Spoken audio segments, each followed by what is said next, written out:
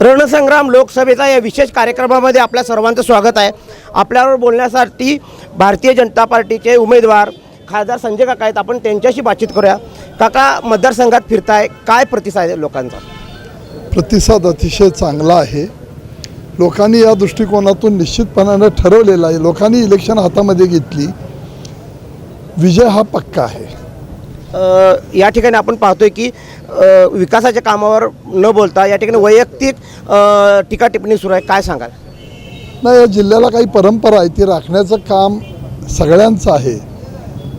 पण काही उमेदवार हे बेतालपणानं टीका टिप्पणी, व्यक्तिगत टीका टिप्पणी करण्याचा प्रयत्न करत आहेत।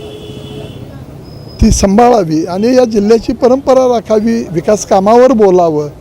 विकास कामाचे काही मुद्दे नाहीत म्हणून टीका टिप्पणी करतायत, असं माझं मत आहे याविषयी। तुमच्या प्रचारासाठी या ठिकाणी कोणकोणते नेते येणार आहेत, त्यांची नावं सांगा। 1 तारखेला उत्तर प्रदेशचे मुख्यमंत्री योगी आदित्यनाथजी 4 वाजता चिंतामण कॉलेजच्या ग्राउंडवर येत आहेत। 3 तारखेला विटा येथे महात्मा गांधी विद्यालय या ठिकाणी अमितभाईंची सभा आहे। त्या सभेसाठी 4 वाजता अमितभाई विटा येथे येत आहेत। 4 तारखेला मिरजेला बालगंधर्व या कार्यालयामध्ये किंवा या नाट्यगृहामध्ये त्या ठिकाणी गडकरी साहेबांची सभा आयोजित केलेली आहे।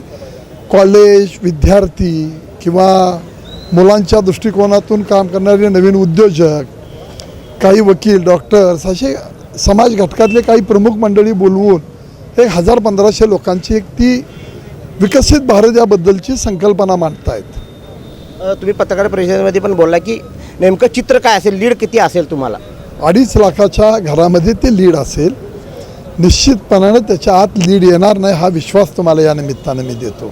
या ठिकाणी आपण पाहतोय की हे होते संजय काका पाटील यांनी सांगितले की 2.5 लाखाच्या मताधिक्यानं मी विजय होणार आहे। कॅमेरामन राहुल सोबत मी राजेंद्र कांबळे, सांगली।